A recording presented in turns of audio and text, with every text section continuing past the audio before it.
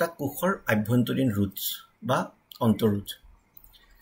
কোষৰ ইলেক্ট্ৰোলাইট আমি জানো কোষত ইলেক্ট্ৰোলাইট থাকে ইলেক্ট্ৰোড থাকে কোষ মানে ব্যাটাৰী বা সেল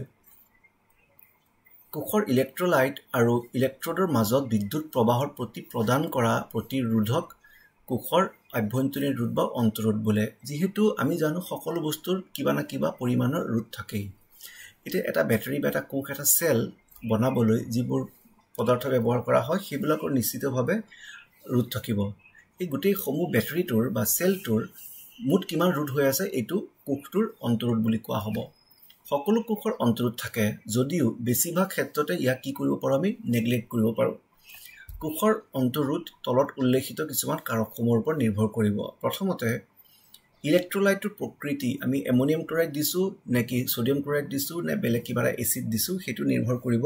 এটোৰ ওপৰত নিৰ্ভৰ কৰি তাৰ অন্তৰোধ হ'ব আৰু ঘনত্ব মানে কনসেন্ট্ৰেচন আমি তা কিমান পৰিমাণৰ সল্ট মিলাইছো পানীত বা হেতু বনাওতে তাৰ কনসেন্ট্ৰেচন কিমান হি ইলেক্ট্ৰোলাইটৰ হেতুৰ ওপৰত নিৰ্ভৰ কৰি তাৰ অন্তৰোধ বাঢ়িব বা কমিব ইলেক্ট্ৰোড আৰু ইহতৰ সাধাৰণ অঞ্চলৰ মাজৰ দূৰত্ব যি দুডাল ইলেক্ট্ৰোড